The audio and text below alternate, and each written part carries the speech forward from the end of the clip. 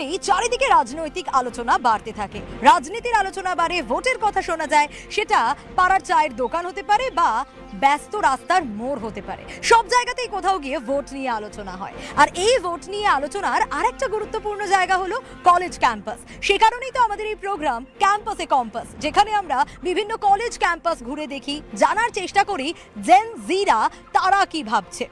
এই নতুন প্রজন্ম যারা আজ কলেজে রয়েছে, কলেজগুলোতে পড়াশোনা করছে, তারাই তো ভবিষ্যতে দেশ চালাবে, সমাজ চালাবে। তাই তাদের ভাবনা তো গুরুত্বপূর্ণ। আর সেই ভাবনার মধ্যেই একটা বড় অংশে রয়েছে মেয়েরা। এই নতুন প্রজন্মের মেয়েরা তারা কি ভাবছে, তরুণী ভোটাররা তারা কি ভাবছে। তার কারণ শিক্ষা, কর্মসংস্থান, ভবিষ্যৎ পরিকল্পনা, নিরাপত্তা, এই সব বিষয়গুলো তো মেয়েদের সঙ্গে ওতপ্রোতভাবে জড়িয়ে রয়েছে নির্বাচনের আগে। তাই তাদের ভাবনাটা জানা খুব দরকার। সে কারণেই আজ আমি সোনিয়া হাজির হয়েছি প্রসন্নদেব উইমেন্স কলেজে।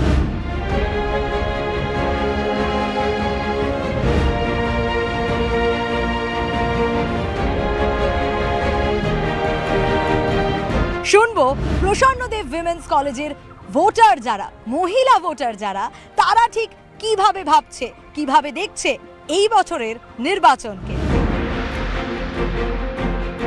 তরুণ প্রজন্মের ভাবনাই অনেক সময় বদলে দেয় রাজনীতির দিশা। আর তার অনেকটাই জুড়ে রয়েছে তরুণীরা। হ্যাঁ, মহিলা ভোট তো একটা বড় ফ্যাক্টর, কারণ ভোট আসলেই দেখা যায় মহিলা মন জয়ের একটা চেষ্টা চলে। আজ সে কারণেই প্রসন্নদেব উইমেন্স কলেজে জলপাইগুড়িতে এই মুহূর্তে আমি রয়েছি। শুনবো তাদের কথা, কারণ আমরা দেখি, বলছিলাম না, ভোট এলেই সবাই মহিলা মন জয়ের চেষ্টা করে। এখানে তাই মহিলা ভোটাররা, তরুণীরা, জেন জিরা তারা কি ভাবছে শুনবো তাদের থেকে। এখানে অনেকেই রয়েছে প্রথমবার ভোট দেবেন। আগে দেখি কারা কারা রয়েছে যারা প্রথমবার ভোট দেবে। প্রথমবার ভোট দেবে নিশ্চয়ই একটা এক্সাইটমেন্ট কাজ করছে, একটা ভাবনা চিন্তা তো মাথায় রয়েছে। কি ভাবনা চিন্তা ঘোরে যে না কাকে ভোট দেবে সেটা নয়, কি ভেবে ভোট দেবে? আমি যেহেতু স্টুডেন্ট, সো আমি এটাই দেখবো যে মানে কোন সরকার বা কোন কে আমার মানে পড়াশোনার পারপাস বা যাই হোক সেই বিষয়ে যে সরকার বেশি অ্যাক্টিভ, অবভিয়াসলি আমি তাকে ভোট দেবো। ভোট দেওয়ার পরে দেখা যায় একটা সেলফি তোলার হিড়িক থাকে। ওরাও কি সেরকমটা ভাবে? ফার্স্ট টাইম ভোটার বলে নয়, ভোট দিয়ে সেলফি পোস্ট হবে কি? সেলফি পোস্ট হবে। জেনজি মানে সোশ্যাল মিডিয়া, তা বলার অপেক্ষা রাখে না। তাহলে ওরা কি করে? ওরা কি রিল বেশি দেখে নাকি নেতাদের ভাষণ বেশি শোনে? ওদের ফিডে কোনটা বেশি আসে ওদের কাছেই জানতে চাই। রিল বেশি দেখা হয় নাকি ভাষণ শোনা হয়? কোনগুলো ফিডে বেশি আসে? দুটোই দেখা হয়। দুটোই হয়। মহিলারা যখন এখানে রয়েছে, লক্ষ্মীর ভান্ডার, অন্নপূর্ণা ভান্ডার, এই বিষয়গুলো নিয়ে কথা হবে, তা বলার অপেক্ষা রাখে না। তার কারণ কেউ বলে লক্ষ্মীর ভান্ডারের কথা, কেউ বলে অন্নপূর্ণা ভান্ডারের কথা। ওদের কাছে কোনটা বেশি ইম্পর্টেন্ট, লক্ষ্মী ভালো নাকি অন্নপূর্ণা? আমরা অন্নপূর্ণা ভান্ডার এখনো পর্যন্ত পাইনি, কারণ যেই সরকার অন্নপূর্ণা ভান্ডারের কথা বলছে আমাদের তাদের কোনো গ্যারান্টি নেই। কিন্তু লক্ষ্মীর ভান্ডার প্রত্যেকটা স্টুডেন্টের ব্যাংকের অ্যাকাউন্টে, স্টুডেন্ট বলবো না, যারা 25 বছর ঊর্ধ্বে তাদেরকে প্রত্যেকের ব্যাংকের অ্যাকাউন্টে যে এখন যে সরকার আছে সে গ্যারান্টেড দিয়েছে 1500 টাকা করে। তো আমরা সেই সরকারকেই বিশ্বাস করবো এবং আমি লক্ষ্মী ভান্ডারের পক্ষে। লক্ষ্মী ভান্ডারের পক্ষে, একদম লক্ষ্মী ভান্ডারের পক্ষে। কারণ অনেকবারে অনেকে এসে প্রতিশ্রুতি দিয়ে গেছে কিন্তু কোনোটাই আমাদের অ্যাকাউন্টে আসেনি। লক্ষ্মী ভান্ডারটাই সবার আগে এসেছে।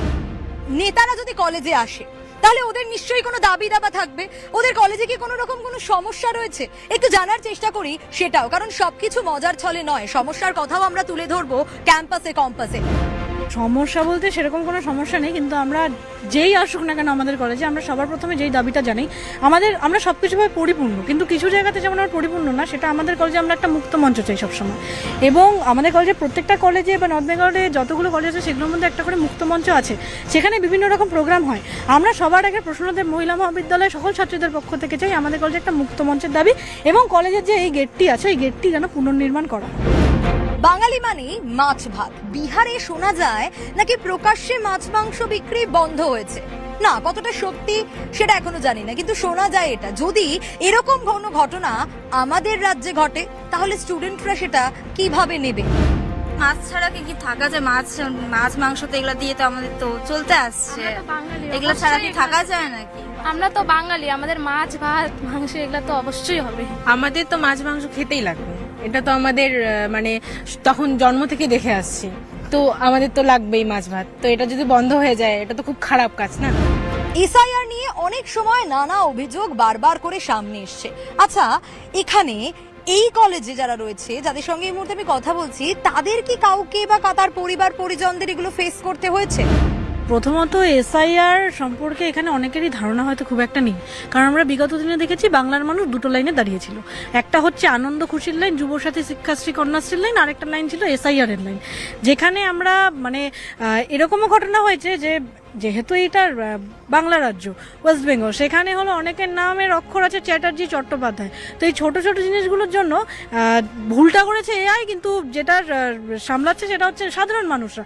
এক্ষেত্রে দেখা গেছে যে বিভিন্ন প্রচুর বড় বড় লাইন আমরা দেখেছি, বিডিও অফিসে দেখেছি, এসডি অফিসে দেখেছি, রিসেন্টলি আমরা জলপাইগুড়ি ডিএম অফিসে পর্যন্ত দেখেছি যে 1 কিলোমিটার 2 কিলোমিটার অব্দি লাইন তারা হয়রানির শিকার হচ্ছে, তাদের ডিলিটেড হয়ে যাচ্ছে, তাদের লজিক্যাল ডিসক্রিপেন্সির জন্য তাদের নাম ডিলিট হয়ে যাচ্ছে।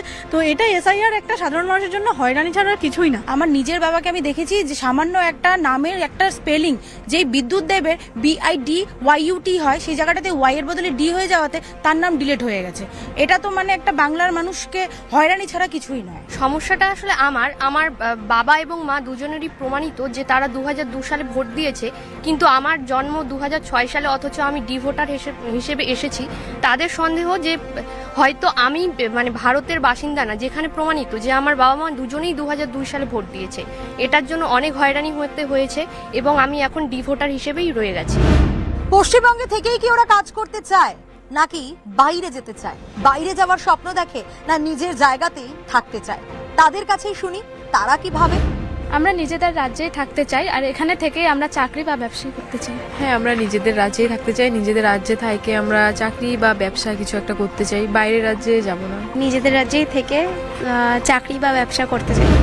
ওরা বারবার বলছে নিজেদের রাজ্যেই থাকতে চাই, নিজেদের রাজ্যে থেকে চাকরি বা ব্যবসা করতে চাই। এই বাটা যখন রয়েছে তখন ওদের কাছেই শুনতে চাই, চাকরি বেছে নেবে নাকি ব্যবসা? আমি তো ব্যবসাই করতে চাই বরাবর, কারণ আমার চাকরির অত ইচ্ছা নেই, ব্যবসাই করতে চাই আমি। চাকরি বা ব্যবসা বাটা অ্যাকচুয়ালি না, অনেকেই থাকে যে যারা চাকরি প্রার্থী হতে চায়, আরেকজন থাকে যে চাকরি দাতা হতে চায়। তো আমার মনে হয় যে চাকরি দাতা যেটা, সেটা আমি যদি আজকে একজন ব্যবসায়ী হই তাহলে পরে আমি একজন চাকরি দাতা হতে পারবো। চাকরি প্রার্থীর জন্য তো মানে আমি শুধু রাজ্য বলবো না, গোটা ভারতবর্ষ, গোটা বিশ্বভাবে যে আমি একটা চাকরি করবো, আমি এক জায়গা থেকে একটু সেটেল হবো, কিন্তু চাকরির দাতাটাও হওয়ার প্রয়োজন আছে অনেকেরই। বিশেষ করে জেনজি জেনারেশনের তো এখন সবাই মানে আছে, তারা বিভিন্নভাবে আর্টিফিশিয়াল ইন্টেলিজেন্সের সাথে, মোবাইলের সাথে যারা যুক্ত, তাদের আমার মনে হয় যে চাকরি দাতাটার কথাটাও ভাবা উচিত এবং ব্যবসাটার দিকেও এগোনো উচিত। 23 এপ্রিল প্রথম দফার ভোট, 29 এপ্রিল দ্বিতীয় দফার ভোট, আর 4 মে রেজাল্ট আউট। নতুন সরকার গঠন হবে। নতুন সরকার এলে সেই সরকারের থেকে কি প্রত্যাশা রয়েছে, ওদের কি চাইছে, জানবো তাদের কাছ থেকে। যে সরকারই আসুক না কেন, আমাদের সমাজকে যে ভালোভাবে দেখবে তাকেই চাই। যে সরকার শিক্ষার্থীর পাশে থাকবে সেই সরকারকেই চাই। সরকার উন্নয়ন করছে, আরো উন্নয়ন করুক, এটাই আমরা চাই।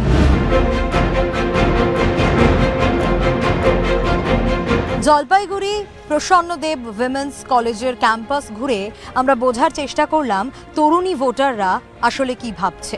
যা বুঝলাম তাতে আজকের প্রজন্মের মেয়েরা শুধুমাত্র পড়াশোনা আর ক্যারিয়ার নিয়েই ভাবছে তা নয়, তারা ভাবছে সমাজ, নিরাপত্তা, কর্মসংস্থান আর ভবিষ্যৎ নিয়েও।